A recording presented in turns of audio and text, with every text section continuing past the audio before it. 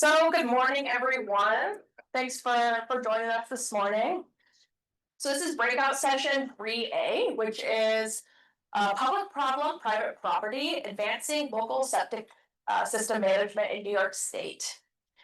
My name is Avery Davis, and I am a program manager with the Institute for Sustainability Engagement at Syracuse University, and I'm going to be your moderator this morning. So we've structured our discussion today around a series of short talks from our three experts here, who I will introduce shortly. But afterwards, it'll be followed by a moderated panel where I will ask some pre-developed questions, and then the last 20 minutes or so will be open discussion, open questions with our panel here. So this session focuses on a critical but also often overlooked part of our clean water infrastructure, which is septic systems. So today we're going to look at how local strategies, community engagement, and research-backed policy insights can help address some of the barriers to managing septic systems in our state. So our panelists are going to speak to the role of financial incentives, the role of public engagement, as well as lessons learned from on-the-ground program implementation. So ultimately, our goal here is to inform how we can all collectively manage our septic systems more effectively, while also balancing those private homeowner responsibilities, private property responsibilities, with the broader public community and environmental impacts. So before we do our little session overview and set the stage, I'm going to share a little bit more about our organization. So this session today is brought to you by the Institute for Sustainability Engagement, like I said, but we call it ISE. So at ISE, we bring together researchers, practitioners, and communities of all types to turn innovative ideas into real-world solutions. So we hear a lot about sustainability these days, but at ISE, we really believe that sustainability is going to look very different for each community as they implement it. So by fostering meaningful community engagement, by amplifying local knowledge, and by building strong partnerships, our mission is ultimately to advance efficient and effective environmental projects that reflect the needs and priorities of those we serve. So if you'd like to learn more about ISE, you can do so by visiting our website here. And before we dive in, I'm curious by a show of hands, anyone attended this conference last year? Yeah, about half. So for those of you who did, you might recognize us from the opening session at the 2024 annual meeting, where our team presented on some water workforce challenges. So that session was actually led by our Environmental Finance Center, or SUEFC for short. So our Environmental Finance Center, or the SU Environmental Finance Center, is a pillar center within the Institute for Sustainability Engagement. So as a pillar, our EFC provides expert guidance across EPA Region 2, supporting communities as they tackle the how to pay component of environmental protection and infrastructure investment. So just wanted to take a moment to connect those dots for you if you joined us last year, and also so you can see how this session fits into the bigger picture of our work. So here's a quick overview. So in a moment, I'll round out this beginning portion with some septic system 101 information. We'll start to explore some of the barriers to septic system management. I'll then take a moment to introduce all of our panelists one at a time. And I'll ask them each an introductory question so we can start to see how they touch the issue of septic system management. And then we'll end with a 15-minute moderated panel discussion with some pre-developed questions. And then we'll end with a audience Q&A and open discussion for hopefully 20 minutes or maybe a little more. So we're going to cover some septic system basics just to ground us and why we're here today. So a quick visual to ground us in how a standard septic system actually works. I will say that there are advanced systems, different types of systems, so this might not reflect those more advanced treatment units, but in general, most septic systems do have two main components, a septic tank and a drain field, which is sometimes called a leach field. So all the water from your home, everything from your showers, your sinks, your toilets, laundry, that will all flow into your septic tank. That tank itself is a watertight container, typically made of concrete or plastic or fiberglass, and it's buried underground. Inside the tank itself, all solids settle to the bottom, forming what is called sludge, while the oils and fats and grease rise to the top. That middle layer, the liquid wastewater, which is called effluent, flows out of the tank into the drain field. Now, the drain field itself is a shallow underground area where that effluent is slowly released. Here, the soil acts as a natural filter and removes some of the harmful bacteria, nutrients like nitrogen and phosphorus, as well as other contaminants before it reaches the groundwater. Now, if everything works properly, then these systems are a great way to effectively treat wastewater on site. But when the system is overloaded, or it's not properly maintained, or if it's not the correct type of system for the site conditions, maybe it requires a more advanced unit, then in that case, the solids can build up, they can block flow, or ultimately seep untreated wastewater into the surrounding environment. So that's why we want to get ahead of it and start talking about this today, and start to see how we can start to prevent some of those failures from occurring. Here in New York, 1 in 5 New Yorkers has a septic system. That is about 22% of the population is the actual statistic, but that is over 4 million people in New York State. I'm curious if anyone in this room, by a show of hands, are you currently on a septic system? Anyone who's here? Yeah, a good chunk of you. I think it's often easy to forget how widespread septic systems really are, especially because they're out of sight. They're invisible, we don't see them, so we don't really think about them until when you're selling your property and need to check it out before you make that transfer. Ultimately, they are a core part of our clean water infrastructure here in New York State. And when they fail, the impacts will reach far beyond the lines of the property that they sit on. I also don't want you to get the wrong idea. Septic systems are not a bad thing. They're not inherently bad. They're not inherently a less effective form of wastewater treatment. In fact, they are critical in some areas, especially where a larger public sewer infrastructure or sewer connections are not feasible, whether for the cost to the lower income community or the geography itself. Things like seasonal lake communities, rural communities, waterfront homes on steep or rocky terrain. These are cases where public sewer infrastructure may not be the best choice. And when they're functioning properly, they effectively filter out pollutants and things like nitrogen, phosphorus, and bacteria.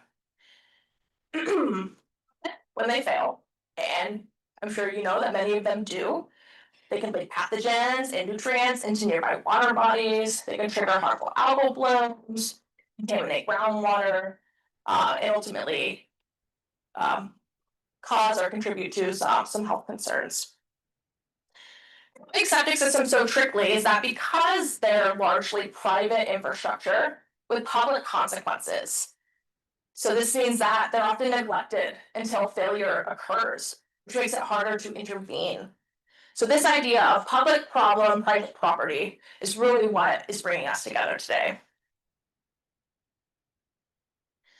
So to keep septic systems functioning properly, and to protect both water quality and public health, these systems need to be adequately maintained and upgraded as needed. But there are barriers, and the significant barriers, I would say, that do make this easier said than done. Challenges such as high costs, limited funding options, gaps in public awareness and governance or government oversight.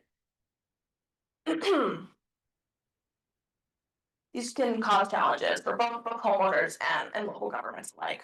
So we're going to take a deep dive into some of these challenges. If you are interested, we do a deeper dive into some of these challenges in our recent publication published by our Environmental Finance Center. Just pictured on the screen here, and have some copies up front if you're interested. But that is Public Problem Private Property, New Directions for Local Septic System Management in New York State. So in that publication, we do a deeper dive into some of those challenges, and also look at some new emerging research around financial incentives, if you're interested. So another important factor when it comes to septic system management, especially in New York State, is that the management and policy burden is local. So there's not actually a statewide law that requires septic inspection, maintenance, or upgrades after the initial system is constructed.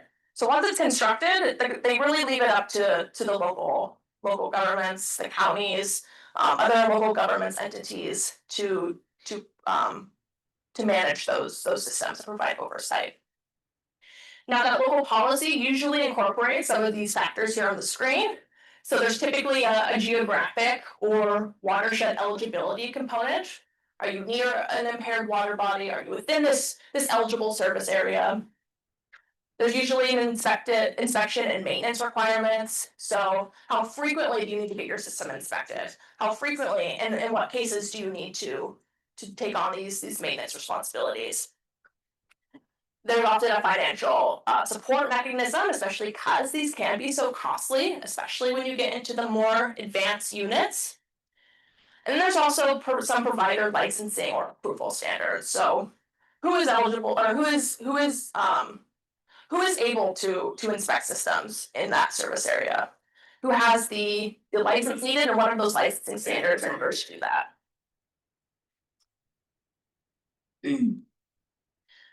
Few more slides on barriers before we get into the meat of this session. But one of the biggest hurdles in improving septic system management is the cost. I don't think that's surprising, but the maintenance and replacement costs usually fall squarely on the property owner. So unlike public sewer systems, where those infrastructure costs would be spread across a large number of ratepayers, septic system costs, which it can include things like design, installation, permitting, these are paid out of pocket typically. And those costs aren't small either.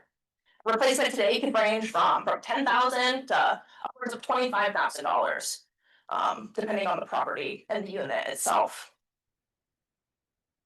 For many families, that is simply out of reach.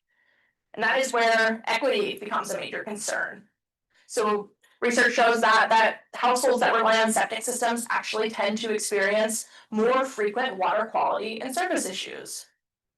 Households with septic systems are also more likely to fall below the median household income, meaning that the burden of upgrading and maintaining those systems often hits the hardest communities that are already financially stretched.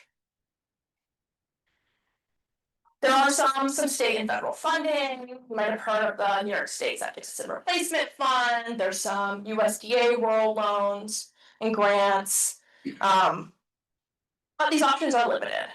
There's not a ton of state and federal funding options out there. And homeowners can't usually apply directly. It normally needs to be administered through the county or through the local government's entity. And even then, if the homeowner or the property owner can access those funds, they often then run into match requirements. So can you come up with 50% of the costs to move forward with these system upgrades? So the result here is that even when these funds are available, the barriers to access are high, and the scale of need far outweighs the resources that we have available. Another major barrier we see in New York State is lack of awareness or lack of understanding. So many homeowners don't realize what kind of maintenance their septic system actually needs. or how often that needs to be done. So things like pumping every 3 to 5 years, not flushing non-degradable items, knowing where your system is actually located on your property. These are all things that aren't always super well easily understood, but it's also not just about maintenance schedules itself. There's often a misunderstanding about the environmental risks, about the health risks. And without that strong public education and outreach, these systems stay out of sight and they stay out of mind. So I'm excited we'll dive in today with our panelists, some strategies that are already being implemented here in the state to overcome some of these public education barriers. Time. Okay. Governance barriers, last category here before we introduce our panelists. So here, there's just honestly a lack of data. Many counties don't have complete records of where septic systems are located, what condition they're in. And without that information, it is hard to track failures and prioritize upgrades or even understand the scope of the problem within that service area. That there's inspection and maintenance gaps. So you'll find that some counties have super robust inspection and maintenance programs, while others have no formal system in place to make sure that septic systems are maintained on schedule. So this creates a patchwork approach where we leave problems undetected until they're causing a great deal of harm. And the local agencies that oversee all of this, they don't have a ton of resources to devote to the problem. Many face resource constraints. Many are underfunded, understaffed, or don't have the expertise in their staff to enforce rules or educate residents or respond to environmental complaints in like a timely manner. Finally, there's the challenge of regional coordination. Septic's impacts do not stop at municipal borders, especially when there is a shared watershed involved or a shared water body involved. But coordinating across towns, counties, or lake associations, that's going to take some effort, so it's going to take some time. And it often does require like a formal agreement, an intermunicipal agreement. And without that kind of collaboration, it's hard to manage those cumulative impacts at the scale that's needed.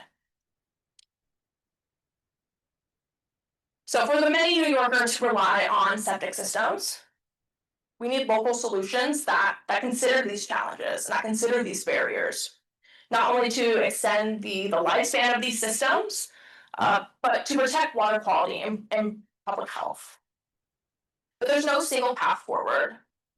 The challenges we've outlined play out differently depending on geography, capacity, community context. So it's going to look different in every community. That's why today we brought together 3 distinct but connected perspectives on this challenge. So we'll first hear from a county inspection program directly involved with on-the-ground septic inspections, management, and public outreach. We'll then shift to a community-based practitioner who works with Native nations and rural communities, offering insight to what trust-building engagement looks like, especially in like a lower trust or resource environment. Finally, we'll hear from a researcher who has been studying public attitudes and policy tools, and to see what can support both homeowner behavior, but also broader systems change. So together, these speakers will help us better understand how technical strategies, community relationships, and research all come together to play a role in more effective and more equitable septic system management. So on that note, I will introduce each of our panelists. And I will ask you each an introductory question to see kind of how you engage with the issue of septic.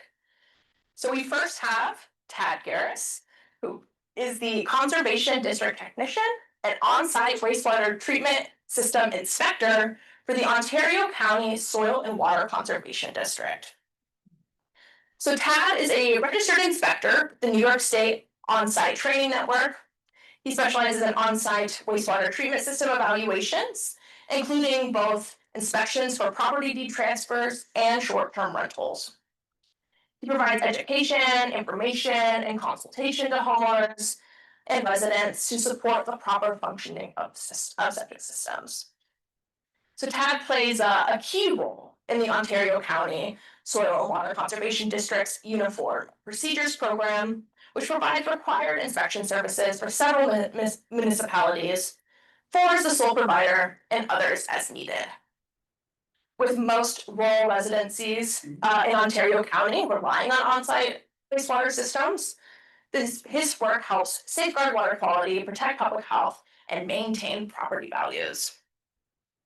So Tad, can you tell us how septic system management shows up in your day-to-day work, and why is it a priority for Ontario County? It could, Avery. Thanks for asking. Ontario County, this is Finger Lakes region that has parts of 5 Finger Lakes, the only county that does. You speak up a little You bit. bet, thanks. Yeah, you should hear that. The only county in the state that has parts of 5 different Finger Lakes, so water protection is key. I'll get more into it. I'm not gonna spoil too much for my presentation, but every day we're doing inspections, generally for deed transfer. That's the time that the towns who write the laws, that write us into the laws to do these inspections, is a unbiased, just provider of the service. We're not selling anything, we're just providing the service and reporting what we see during the inspection back to the town so they can be the regulatory agency and take action if needed, file it, the report with the town, with our office, and with the client. So at least there's 3 reports out there for every inspection. So there's a map included in that. I'm gonna get way more into that, but that's an all day, every day thing for me. And I think that's why Avery got me here. Yeah, so we're excited to have Tad on the panel today. Especially since, I mean, you're in septic all the time. Try not to. All right, next we'll introduce Lionel Puhuyesva. He is the Senior Utility Advisor from Moonshot Missions. Lionel is a member of the Hopi tribe located in northeastern Arizona. He has over 20 years in the environmental field with an emphasis on wastewater management, regulatory compliance, and water and wastewater utility operations. He has worked in federal, tribal, and nonprofit organizations where he has performed technical, managerial, and financial duties that have resulted in program development and implementation for Native nations nationwide.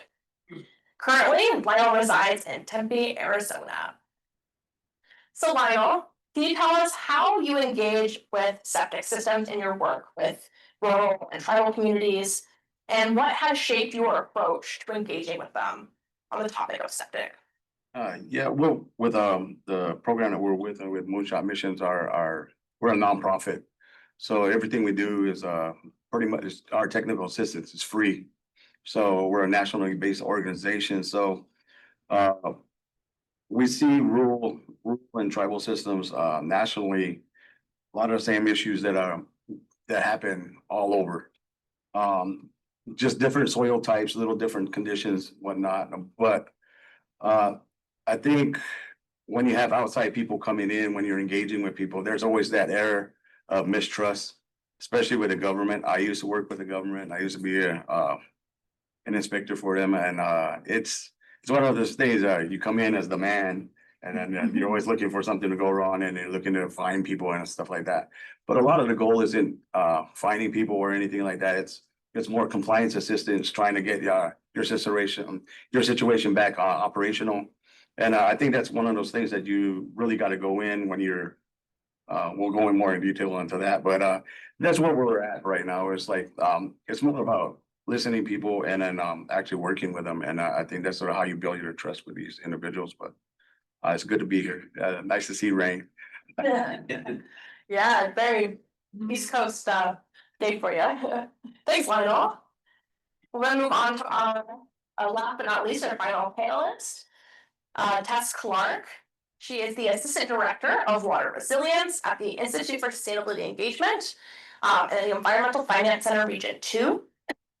So Tess oversees the strategic development and implementation of research, engagement, and community assistance projects that enhance equitable access to clean, safe water and a climate resilient future. Tess has over 10 years of experience working across the nonprofit, academic, and local government sectors on water resource issues. She holds a Master of Science degree from SUNY ESF, so where we are today, and is a certified planner with the American Institute of Certified Planners. So Tess, thanks for joining me here this morning. Can you tell me, what does your work look like in the context of septic system challenges? And what questions or opportunities are you most focused on right now? Hi, everyone. Can you hear me? Is this volume good? Volume. Okay. So thank you. I will do my best to project. I'm not really, since COVID, my projection skills have declined, but I do my best. So I'm here with my researcher hat on today. I don't often get to do the research, and oftentimes my role is more to coordinate or facilitate the work that other really smart people do, including some of the folks in this room, Lionel and Shannon and our moonshot folks being one of them. So my work really looks at, with the research hat on, how do we share the costs better across our infrastructure needs? We know that it takes a lot of effort to get these projects on the ground, whether it's a septic system or whether it's an entire drinking water treatment plant or whatever it might be. But there are ways to do it that makes the best use of our time, our resources, and our communities. And the best resources are often the people. And so we look at ways to make that work better. I'll stop it there. Thank you, Tess. And on that note, we're gonna get right into our first presentation, where Tad Garris will kick us off on the Ontario County Soil and Water Conservation District's septic system programs. Say so. And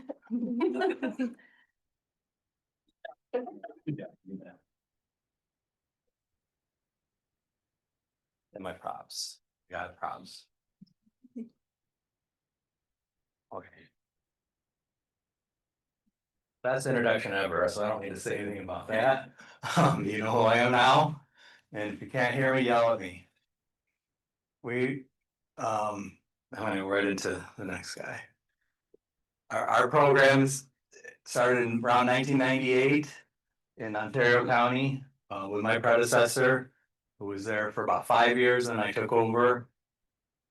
There was no septic inspection program whatsoever, so D-transfers, any other time complaints, expansions, changes of use, there was no checking of any system ever.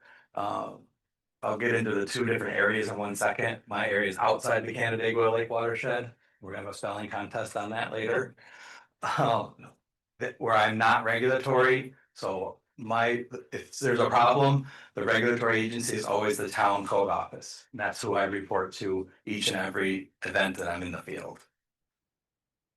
Here's the program, Uniform Procedures Program. You're gonna find that it's not quite uniform yet. That's the challenge, to get everybody on board. We only have 16 towns, but I won't say impossible. I've got job security, but it was established in 98, like I said, by the planning board and our soil and water manager at the time, and funded by those folks. Didn't know them. And we've been doing it ever since, growing the whole time.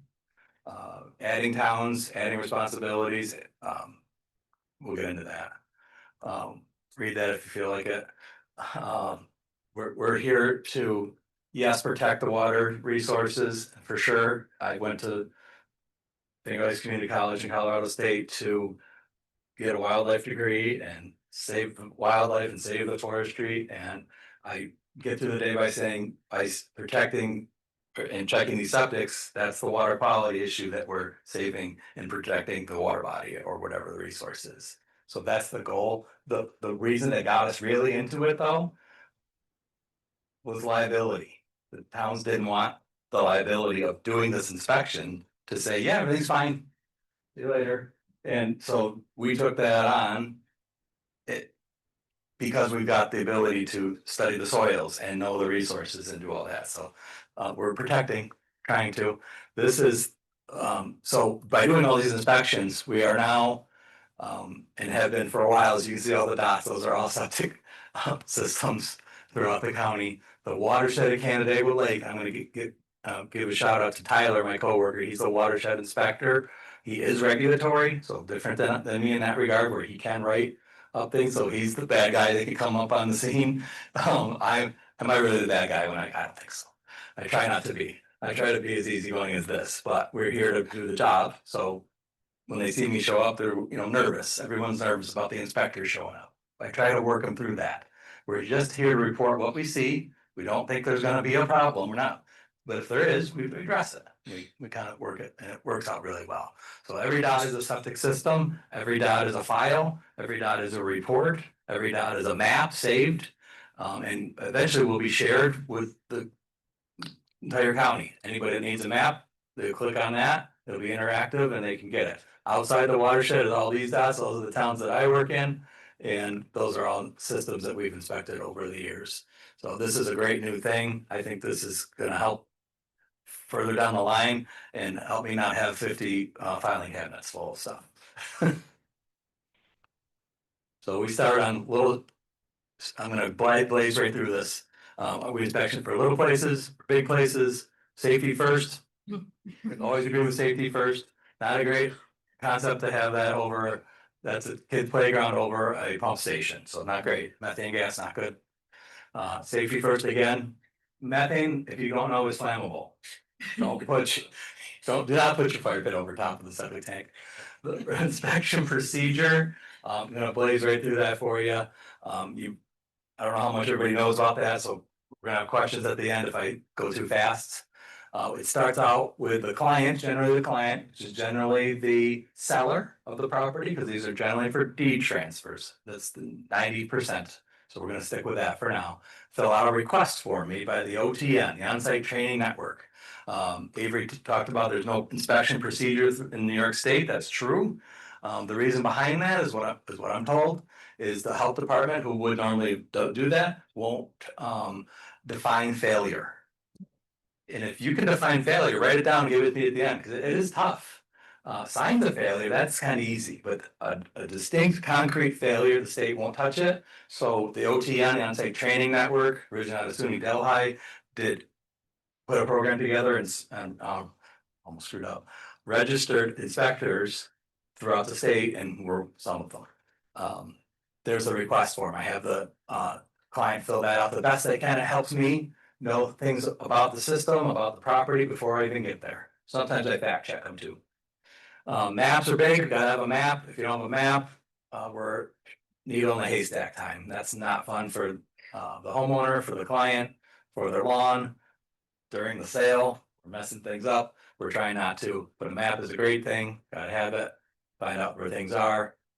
Pumper truck shows up while I'm there. Some of them have funny sayings, some funnier than others. So as always, the place is always for sale when I'm there generally. Sometimes safety first, they don't think it over. That's not good. Again, they're very clever, very clever. Winter, doesn't matter. We gotta get in, we gotta have access. That's kind of the thing, especially when COVID came. We really need access. To do a full inspection, that's the idea of this. Complete everything on our checklist. I gotta get in. Realtor's gonna get us in. We're gonna look at the plumbing in the basement or crawl space. We're gonna see where things are going or where they're not going, and try to figure that all out for everybody. There's plumbing, all kind of plumbing. Some are funnier than others. Softener, I'm not gonna go crazy on that, but in 2012, the New York State Health Department defined the wastewater discharge, the discharge from salt brine for water softeners for your drinking water is wastewater and requires subsurface treatment. There's ways around it. Subsurface is a weird way of saying it, but you can't go to your septic tank, it's gonna eat your concrete. You can go to your distribution box, it's gonna eat that concrete. You can go right to a leach line, you can go to its own leach line. You need an engineer for that, nobody's gonna do it. Where do you put it? It's a big deal. So now if it isn't going, if it's going to the sump pump and it's going to the surface of the ground, like a lot of them do, we got a problem. So we address it. Some of them are going nowhere. Some of them are very intricate. Gotta have a toilet in the basement. Well, you're gonna have a pump there, so it's going up and out. May the force main be with you. There's a pump in a tub, so whatever works. Up and out, down the drain, into the sump crock. That's wastewater going in there. This pipe here is wastewater, that's clean water. Do we really want to combine those? No, down the pipe it goes, so close. Right over the top, and we find the dangest things. That's why I could go an hour, Avery, I won't.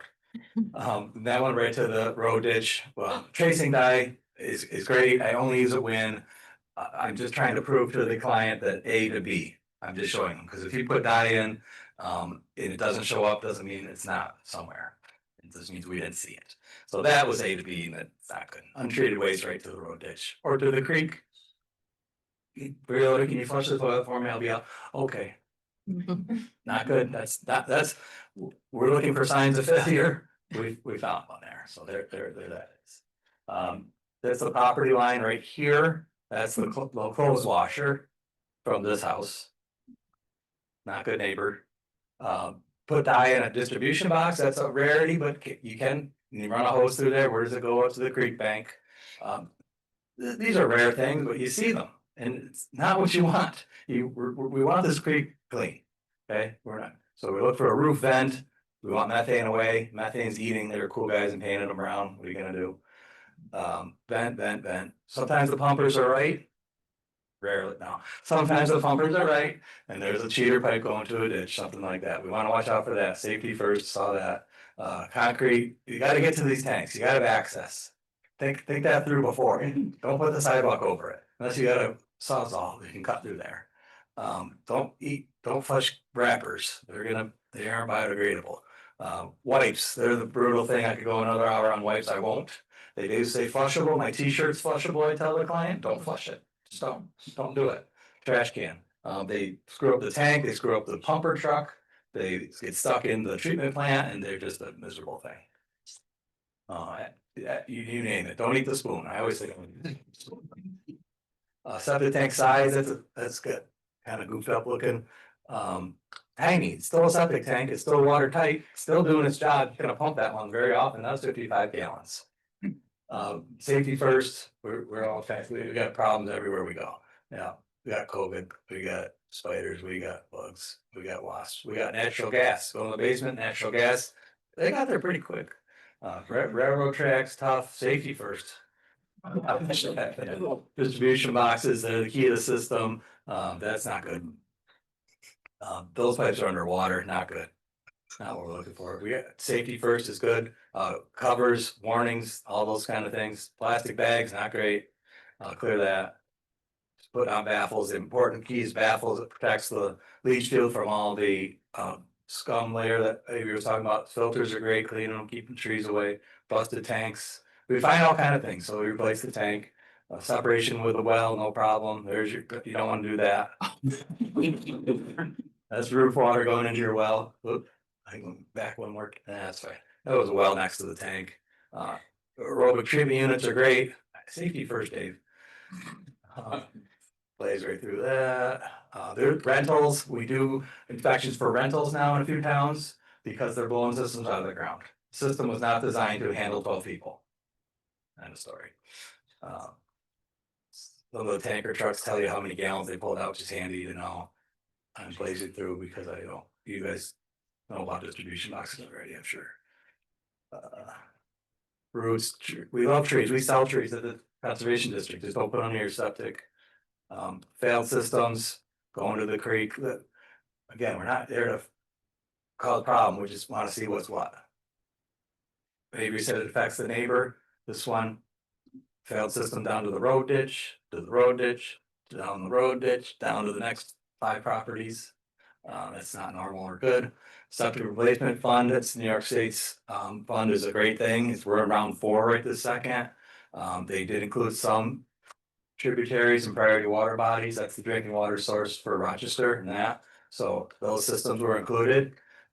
It's a cost share, so it's still kind of tough. It's 10 grand maximum to replace the system. If they asked me, I would have said, put a cap on your income. And we'll have more people that are a little bit lower be able to get this 10 grand and use the funds. We're a year into round 4, I think, and we still have a lot of funds left, so we're trying to spread the word on the program. It's helpful. It's a great start.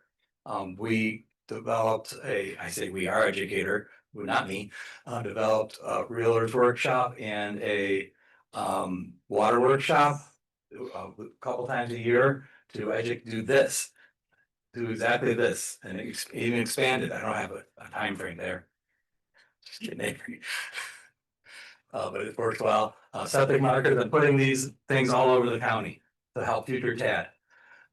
It's marked where the septic tank is, it's below where the mower's gonna hit, it has a metal ring for a detector, and I had them say, we had them say, septic marker, so I can put them over distribution boxes, or 2 tanks, or 2 lids, or whatever it takes, but I'm putting these all over the place.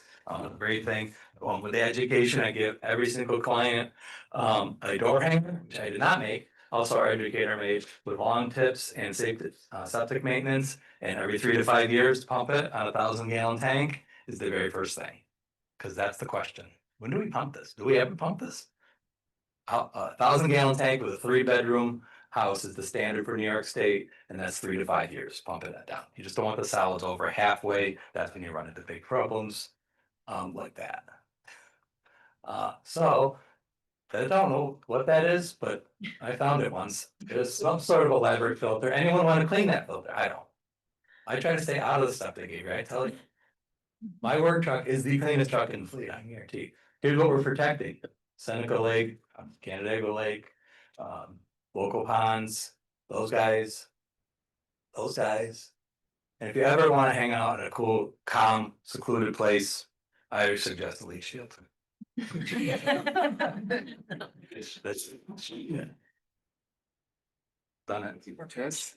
That's just one quick I question. don't know. Of course. I see a lot of standard type septic systems, septic tank, leach The field, conventional in the ground. conventional in the ground. Okay, Do you run into, or do you also inspect the ETUs? sure do. Yeah. Probably not as much as my coworker Tyler along Canandaigua Lake where they made it mandatory. But Okay, in the town of Geneva along Seneca Lake, my only little portion of Seneca Lake is what is not on sewer in Geneva. And they also mandated aerobic treatment units for all replacements or new. So I see those, and the problem with those really fast is you need a certified pumper and cleaner to do the proper job. Any regular pumper just comes up and pumps that, you're probably gonna ruin it. And we're not here to do that. We're trying to make it better, not and worse. do you guys enforce maintenance programs with those systems too? The 3-year maintenance program ongoing. So it expires in 3 years, but it's ongoing, yes. Okay, thank you. Absolutely, you're welcome. Cool. Okay, I'm going. Thank you, Chad. Great, next I'll welcome up Lionel Puyesva from Moonshot Visions. This is right at.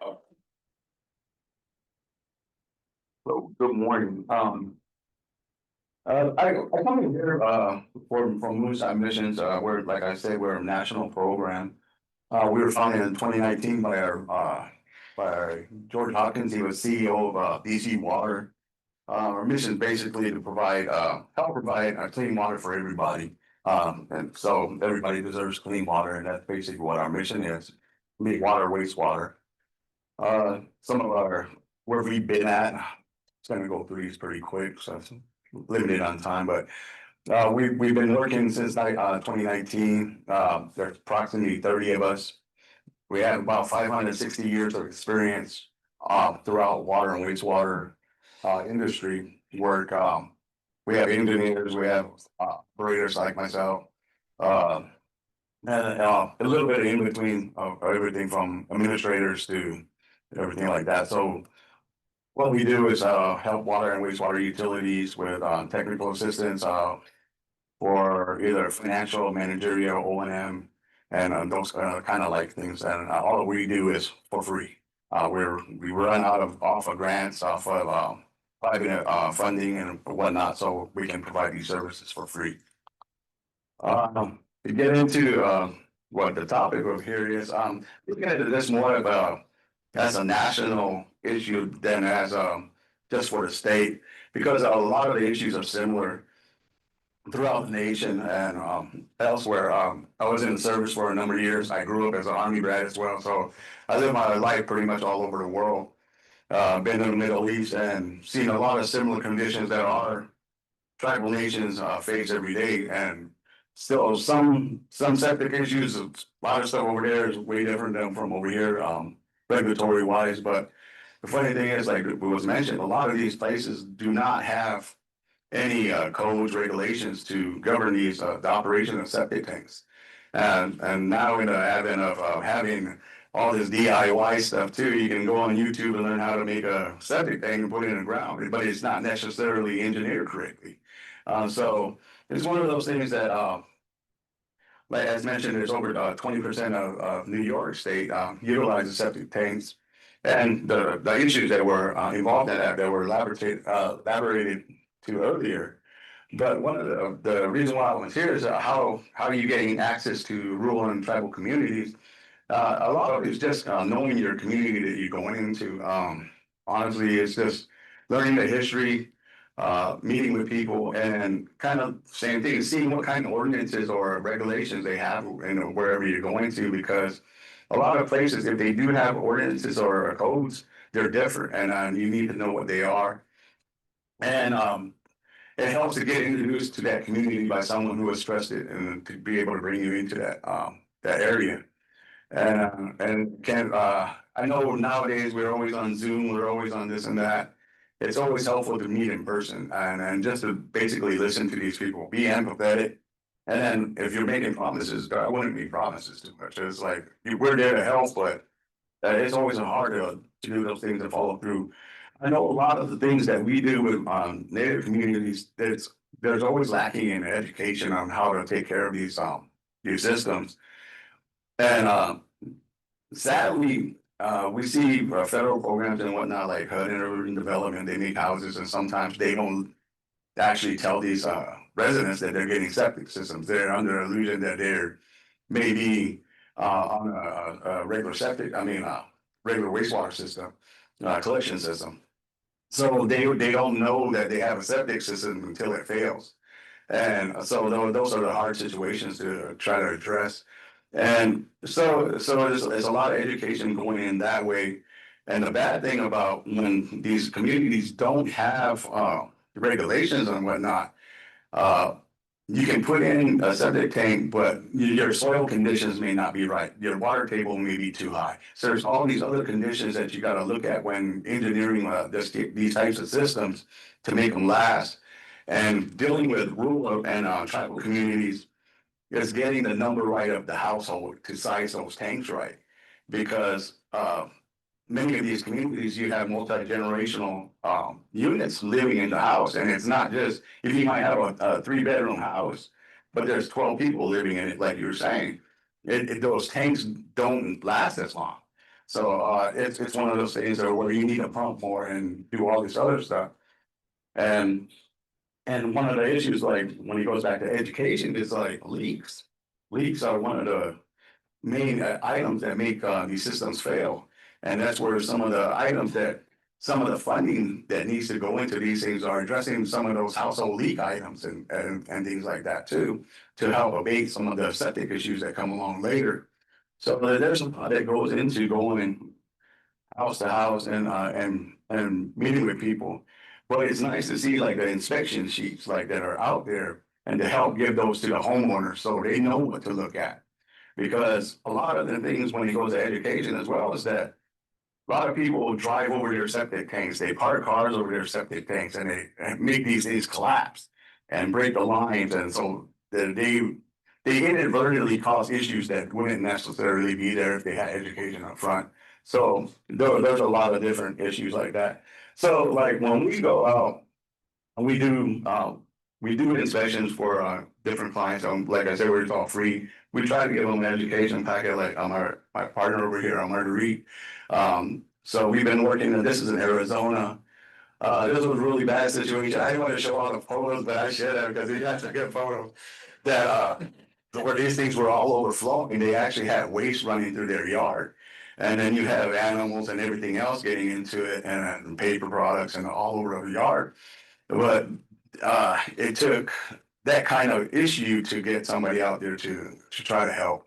So we were dealing with the local agencies trying to get it, and in real small communities like that, it's hard to find pumper trucks that will go out there, especially distance wise and everything like that. So there's a lot of hurdles that some individuals have to deal with in rural communities, and the cost gets exorbitant because of the mileage and gas and everything like that. And then, especially when you're dealing with native communities too, it's gaining access to their communities with those kind of services, because then there's always going to kind of be some mistrust sometimes, like price gouging and stuff like that. Why is it so much more for us than it is for outside? So those are some of the kind of issues that you deal with when you're going through that. And then I only had 5 minutes, so it was investing real quick. So sorry about that, but yeah, and this is who we are and where I can be reached at. But like I said, we do technical assistance for basically anybody. We primarily, like the program that I'm under, we do with small rural tribal, and usually under 10,000 community members that are served and whatnot. So usually under resource communities, but honestly, if you have a problem, just give us a call. We'll try to find somebody that'll help you. But it's one of those things that I think we were successful at what we do because we love what we do. We like helping people, and I believe our group we're successful is because we're willing to go basically a lot of places where other people won't. So we're willing to, like, we don't mind traveling. Honestly, it's like we'll fly to North Dakota, we'll fly to Bismarck, and still have to drive another 5 hours to get to where we need to go, but we'll go see you, and that's not an issue for us, and we just want to be able to help people. So thank you for your time, and well, I guess we'll have questions later.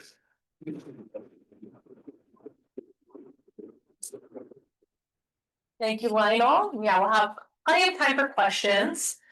We'll get into our last presentation before then. I'd like to introduce Tess Clark, the Assistant Director of Water Resilience from the Institute for Sustainability Engagement. Hi, everybody. How's my volume? Is that better? Okay.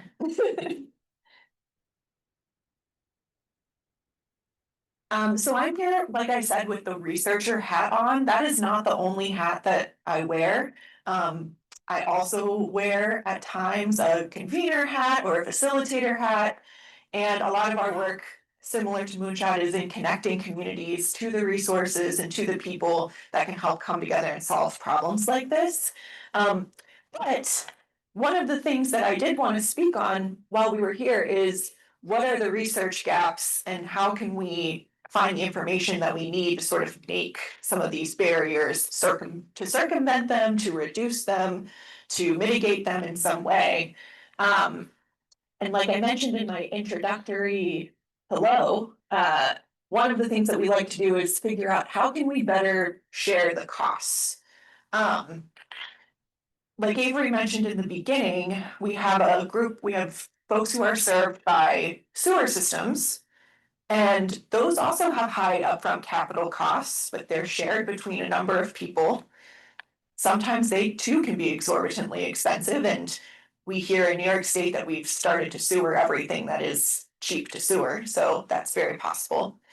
But then on the septic side, we have folks who are basically the ones making the upfront investment every time that $30,000 system needs to be replaced. And so that is coming at a single point in time. There's often not great ways to finance those systems. Sometimes there are, but sometimes it's just $30,000 out of pocket. And there's limited services around how to do that, people to drive out, sign the system, permit the system. So it gets really complicated really fast. So I can make this pretty simple, but we wanted to look at how do homeowners respond to subsidy support for replacing their system. So I know there's a lot of septic system owners in the room. So can I just ask you, imagine that your Tad's visited you and he says, like, you're done, you need to replace your system tomorrow. And it's, $25,000. How many of you are really excited about that? Yeah, and so that is how I would feel too. Like, that's a lot to deal with all at once. Say say that that situation happens to you, but there is an opportunity to get reimbursed for at least $5,000. Are you a little bit, would you be like, okay, that makes me a little bit more comfortable? Raise your hands. Okay, what if it's $10,000? Yeah, that's way better, yeah. So some of the existing management programs are doing things like that. But the degree to which that it's actually helpful at various levels of, income for users and based on and also mediated by the sort of knowledge that people have really comes into effect. Now imagine that you live next to a drinking water source.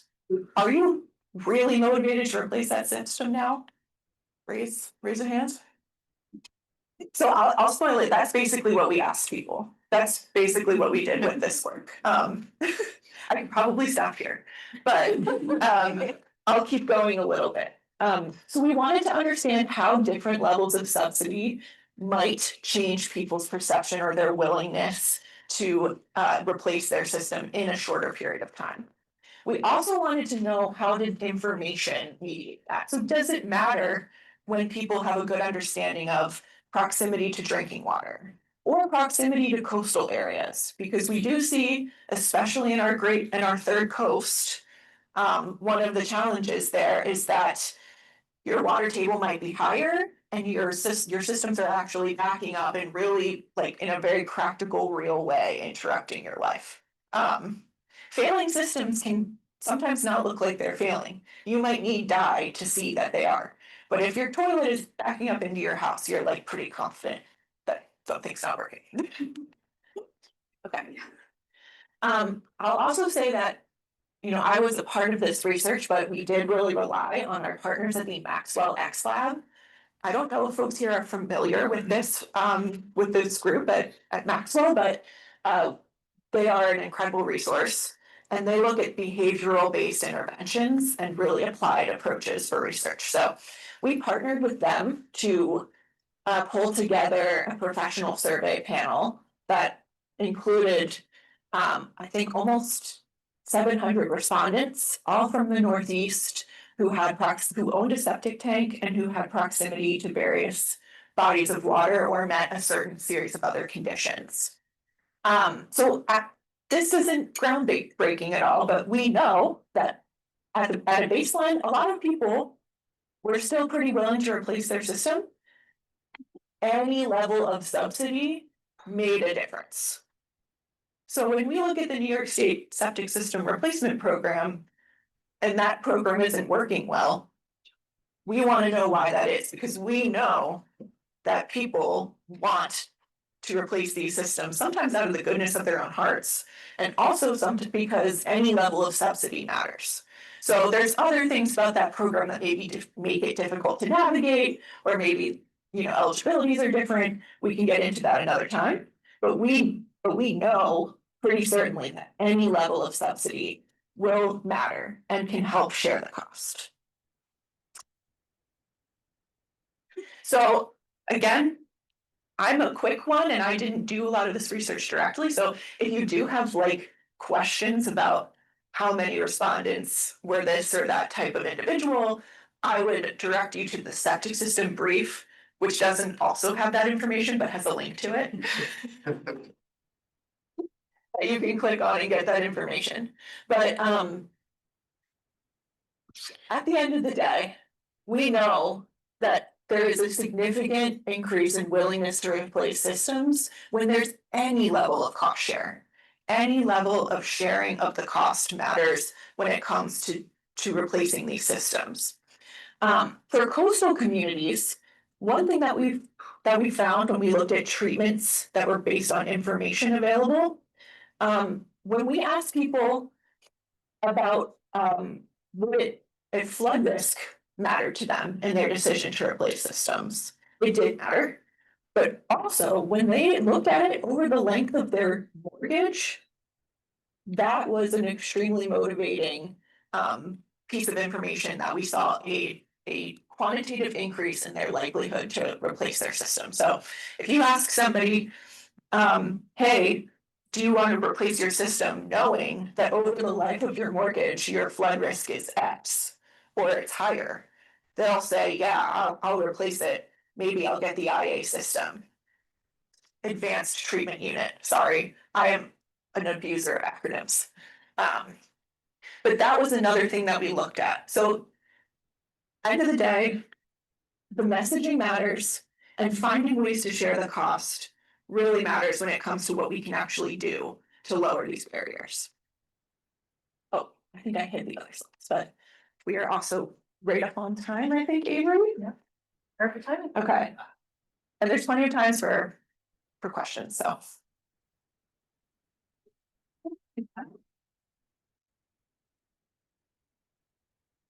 So this session goes until what, 11:45.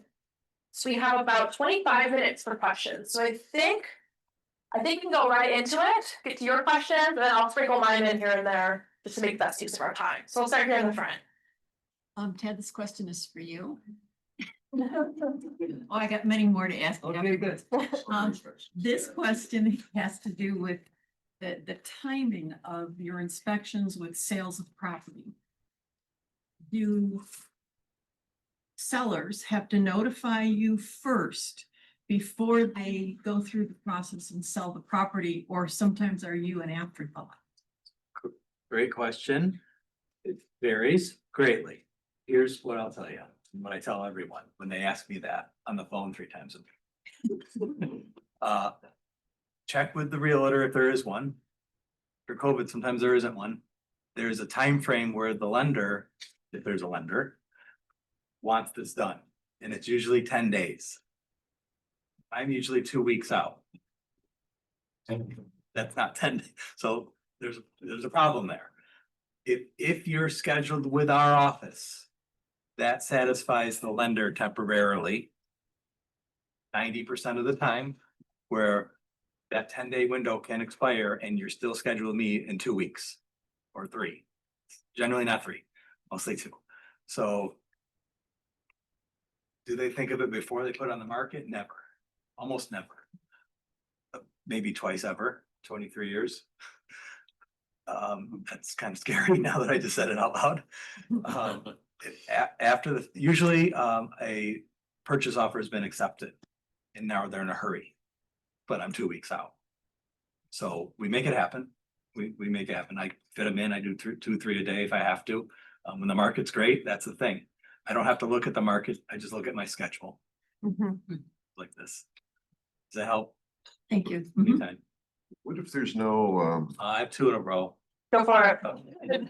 what if there's no, lender involved?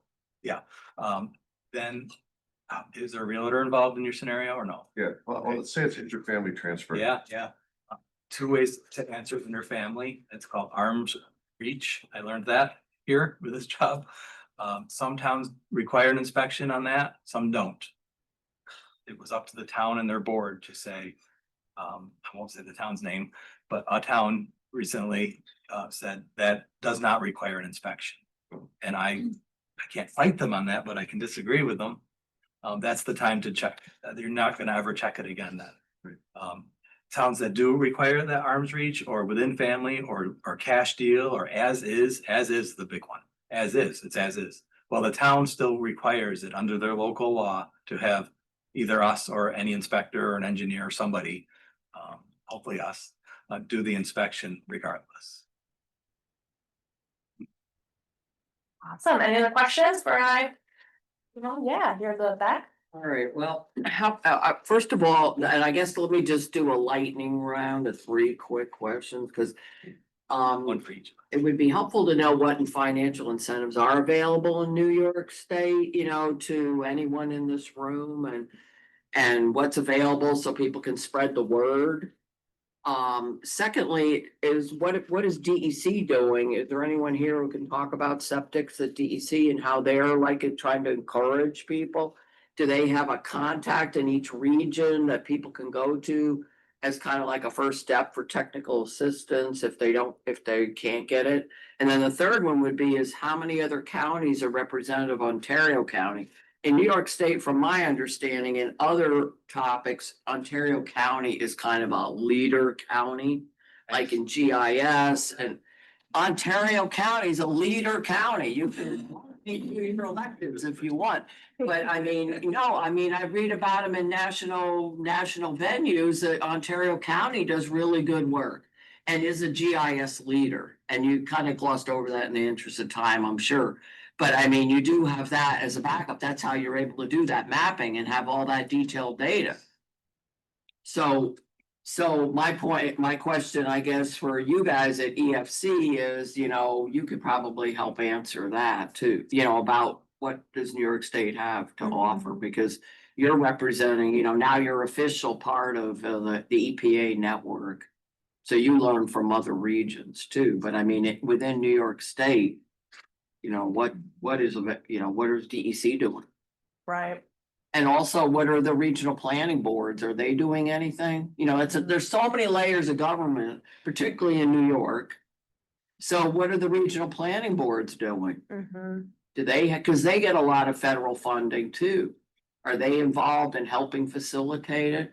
And like you're an AICP. I don't know how many people in this room even know what an AICP is, but I've never met anyone who's an AICP with not just a bachelor's degree, but without a master's in planning. So I'm impressed to hear about that too. I do have a master's from ESF, not in planning, but it was just adjacent enough that they let me do it. So you do have a master's. I do have a master's. I only heard that you had a bachelor's. I probably maybe didn't give that part to Okay. Amy. No, I think I said masters. Okay, Get started on this though. I mean, you are correctly identifying a gap where there are not enough incentives, even though there is demand for them. The biggest program, which is not, there isn't a program that's just available for any septic system user to raise their hand and say, yes, I want in. The biggest program that's available is the New York State Septic System Replacement Program, which is administered often by counties. And that program has eligibility requirements that are related to priority watershed. And then there are additional requirements that can factor in. So there isn't a universal program for this. Jess, can I add one thing right before you go to the next? Yeah. The DEC is the one that tells us who the priority water bodies are. Yeah. That's where they are involved in that. Yeah. Sometimes I have to fight them on to add some more because they're obviously connected with drainage. So, and we've had success with that. Yes, and those are the types of tweaks that could be part of the next phase of Yeah, round 5. round 5 and all other you know, there's various ways to give this listen, you know, for us to listen up and down to these agencies. And that's part of what is happening in this room right now, ideally. Yeah. I'm looking for anybody from DEC, but Don't worry, they'll find me. yeah.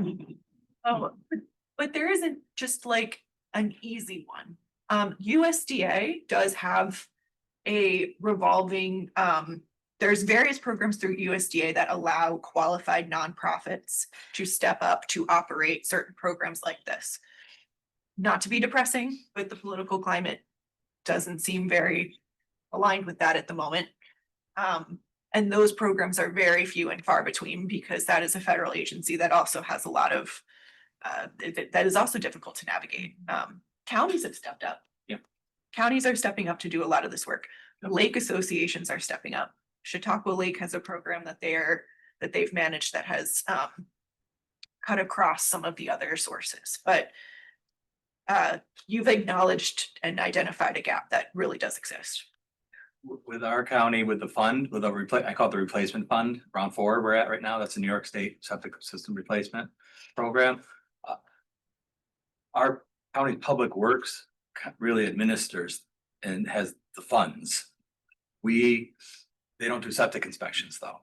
So that's where our role is, and our only role really is to triage each application or call or email or whatever and approve or disapprove for the funding, which isn't as fun as it sounds sometimes, because if you don't meet the qualifications set by the fund, you're out.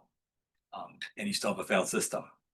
So those are the gaps. And So in New York, I lied, I got one quick question. How many other counties or the state or somebody requires that change of ownership that there has to be an inspection? Cause I know in New Jersey they do, and they also, some of them require that, what is it, the other kind of septic system, you know, the one that costs a whole lot more? If the groundwater is vulnerable. So how many what percentage in New York State that has septic tanks, which is a large area, require at least an inspection at the time of sale? Like you were talking about. Yeah. In Ontario, you require it. Yes, probably 20, 20 out of the 60 no, 60 20% on the 62. counties, Yeah, it's less so than, 1/3 of the counties. I would say, Oh, wow. to that's be not- that strict, to require under a local law, it's still rare. Some towns can do it. It's a some- state law in New Jersey. Yeah, oh, many states, yeah, in many states. Wow. They're adding, every month they're adding, different parts of different states are adding. So we'll get there, but it's a slow go. It's tough. I've been to so many board meetings to convince 10 people that they need a majority to say, yes, you need an inspection at detransfer, or whatever stipulation you want it to be, a complaint, addition of bedroom, a change of use, or all the above. Yeah, real quick, I wanted to plug one other funding program that is also available in New York State is the Community Development Block Grant. That does have you have to be eligible for that. I think it's small or low income, but that is another one that is eligible for septic system. Margot, go Yeah, ahead. I wanted to also add to the conversation some other resources. So one of the things that we recommend in Moonshot, we work a lot with EPA is a Closing America's Wastewater Access Gap. And that's a program that's actually available on a community-wide basis for communities that have a lot of failing septic systems, or maybe even communities that have cesspools still. So that's an opportunity that's also available for free through EPA. So I can provide the information if anyone's interested, but you request it through their website, and it brings together a lot of really good, so it brings together TA providers like Moonshot, it brings together funding agencies like USDA and others that are applicable to the state or the tribal community. And so it'll bring a lot of different agencies together to actually try to help solve the problems of the failing septic systems or cesspools on a community-wide basis. So that's also another option as well. And they're still looking for communities as far as I know. The other thing that we also recommend is, so USDA, you mentioned the revolving loan funds, but there is available, it's for very low income though, not just low income, it's very low income, but it's a single family home improvements. And so that one can be used for homeowners that it's like a lifetime actually limit, honestly though, but they have loans, and for people who are over 62, they also have some amount of grant funds available as well. So it's 10,000, I think, for 62 and older, and then it's up to 40,000 in terms of loan, and it's a very low interest loan, I think 1% over 30-40 years. But that's also another opportunity for some. Great, thank you for sharing those additional resources. Yes, you're in front. I think I can add to the what is DEC, kind of doing this. Sorry to put you on the spot. DEC doesn't have regulatory authority over failing wastewater septics. We work with Department of Health, who does have the regulatory authority. As you know, DEC does a lot of water quality monitoring statewide, so we do identify water bodies that are impacted by sediments, in some cases with some payments and areas like that where the conditions are really bad and they're impacted by septics. Sometimes a total maximum daily load is developed that may require a sewer system, and sewers are regulated by DEC. So when that comes in, DEC has that regulatory authority. We do have additional programs from DEC for sewering as well. And there's a water quality improvement project funding category. I think this lesser known called decentralized wastewater treatment systems. This is to support cluster systems, not necessarily a very large, sort of wastewater treatment plant, but sort of these cluster systems that can serve, 10, 20 homes or something like that. Have a lot of development in one particular area. So that program is open right now under consolidated funding application. It's the water quality improvement project funding. They also fund wastewater treatment improvement projects as well. So that's some of the things the DEC is doing about the issue as well. So thank you. Do they have a point person in each region that, you know, it's always good to have somebody who's at least the point person, may not be their full-time gig, they might be the point person for many things, but at least, you know, you put something on a website, Yeah, you know, just more information out, the better. there's a DOW information at dec.ny.gov, and usually regional water engineers, have been kind of major contacts for some of the water quality issues. And all the soil and water conservation districts hopefully have a point person that people can go to for septic questions. Yeah, that's really the challenge in New York State, is that it's not done the same way in all these communities. Yeah, and that's a gap. We are a home rule state. Yep. That means that land use is local. Yeah. I hear that we have an online question. Up from our online community that I'm watching today, and they say thank you to the panel. There's a question for Tess and the panel. Have you looked at any septic system pump out subsidy programs? And if so, any idea what the participation rate looks like in that? Good idea. That's a really good question. We didn't look at pump outs as much as we looked at replacement. So the answer is to some degree, no, we are interested in doing that. I am familiar with some very interesting programs on Long Island and Suffolk County that are more in that vein. And so I think there is more room for us to grow in that area, basically.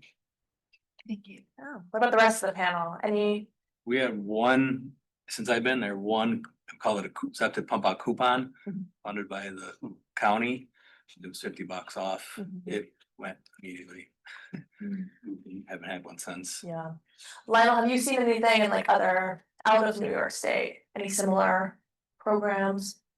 Here and there, but they're rare.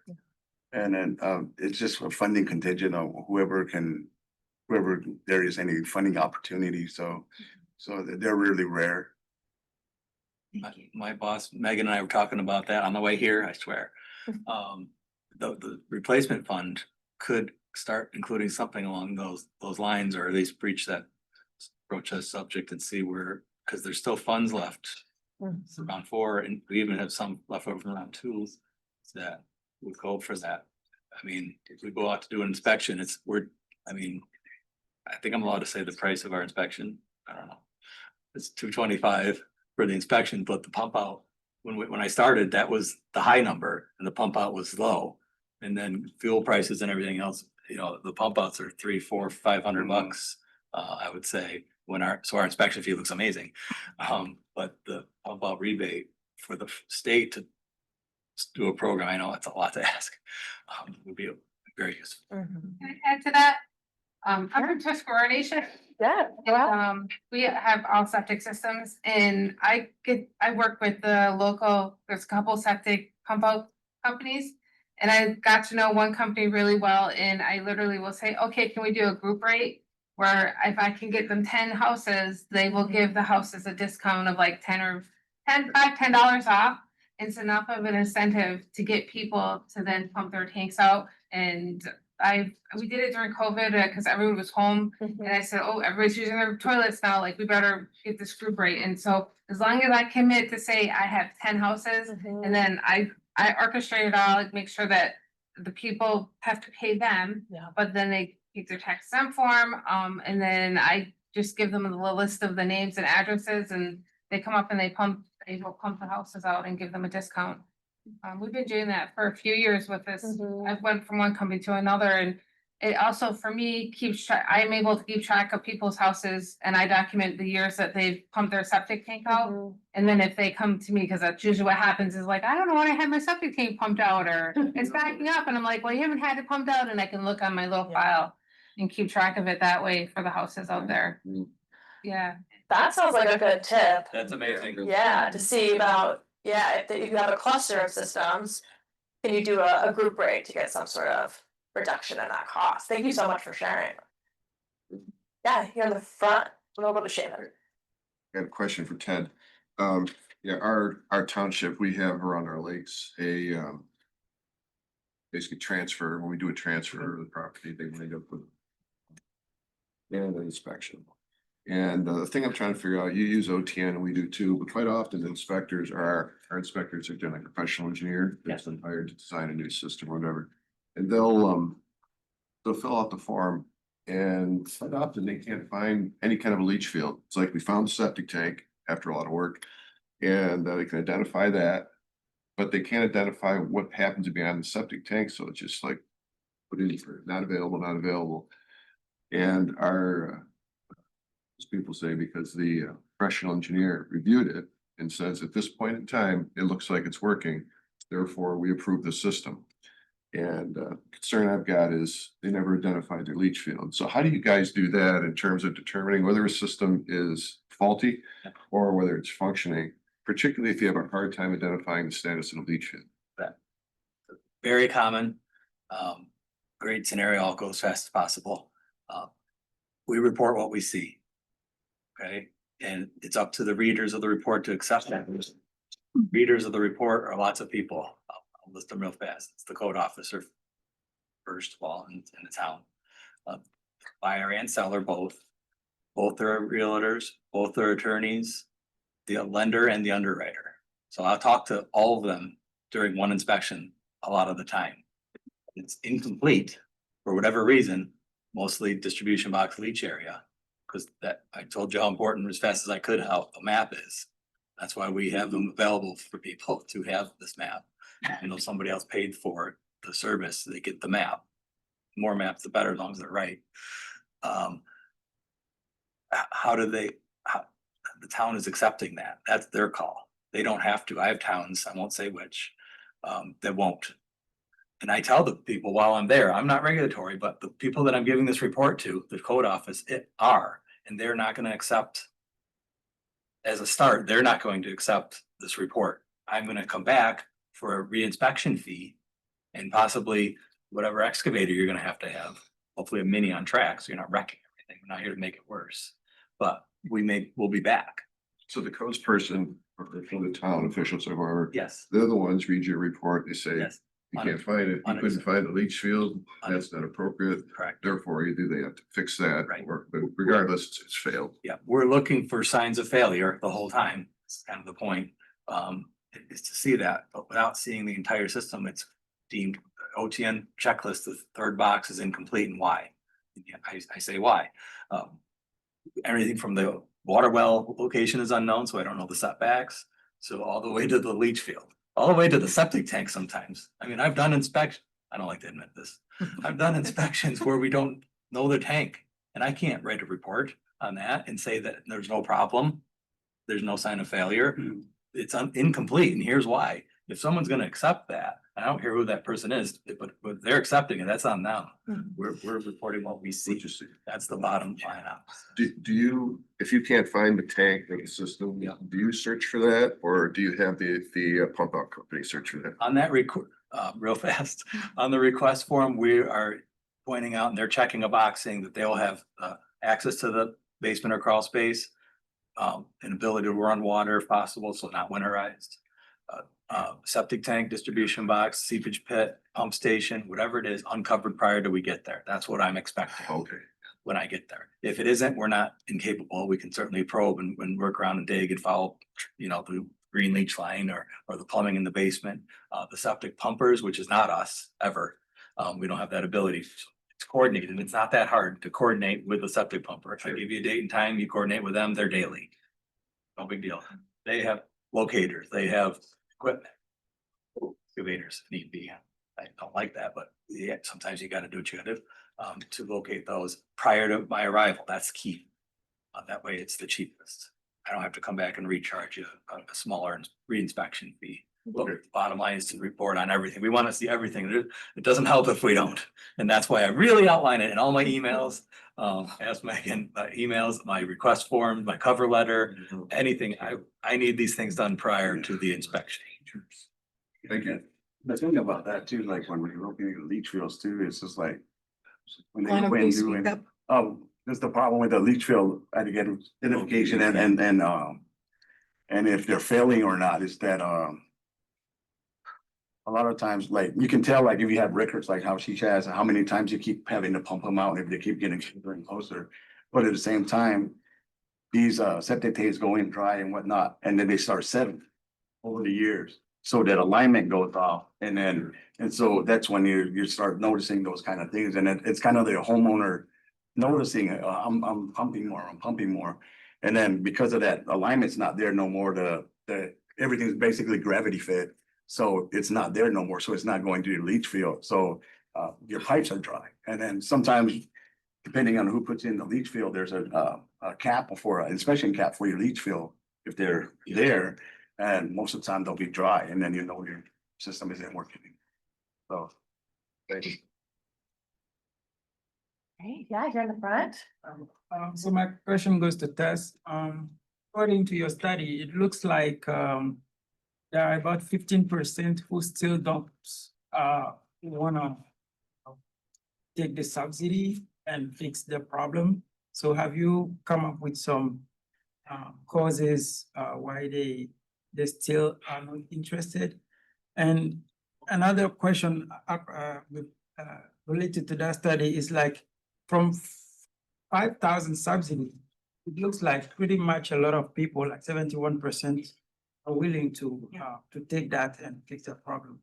But it seems that although we increase the amount, it doesn't change much. So why is that? Or are there people that really need 100%, free of charge help? So. Yeah, so those folks that we saw went from not being willing to replace it to that they were willing to replace it. We kind of think of them as the movable middle.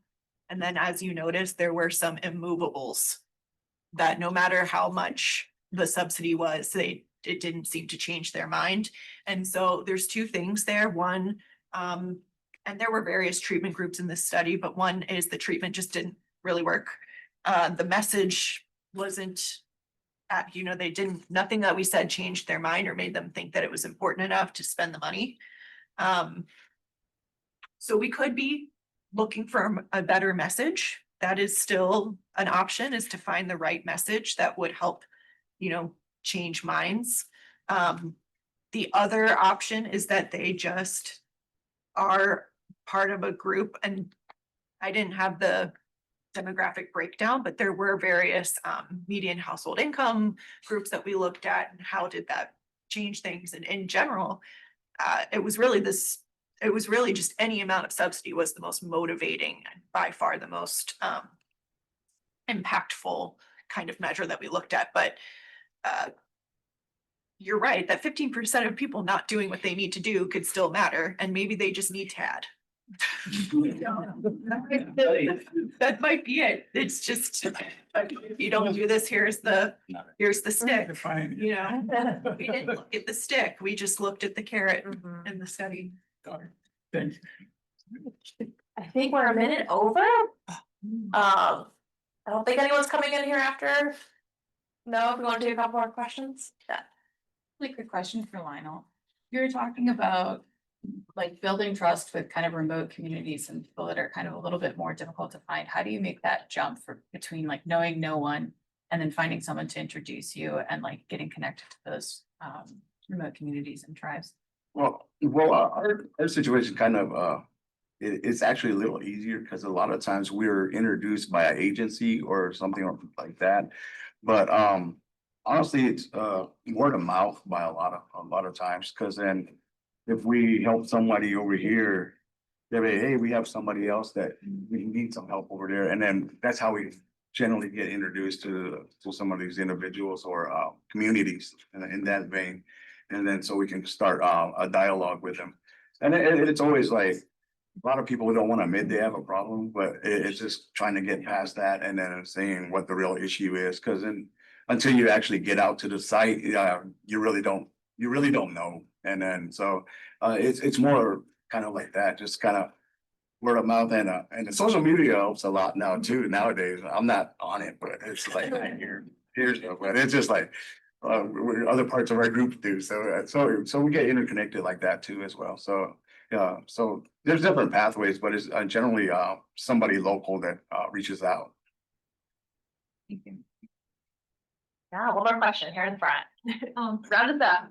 And actually, this isn't necessarily a question, but everybody can kind of chime in on this. One of the things that we found at the town level and at the county level, there may be laws on the books about septic and what's supposed to happen, but there's no enforcement. And even to the point that the county, I won't say which department, when pointed out that this was a requirement, said, well, we don't have the people to do this.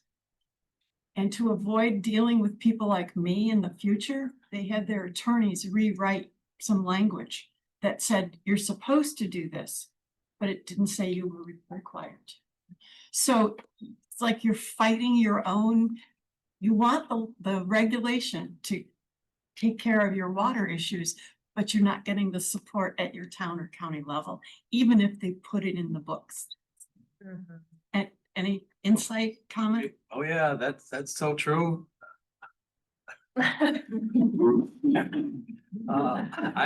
had code officers that would drive around, find a for sale sign, write a letter and send it to the realtor saying how it's required, the inspection before that transfer. So that's one end.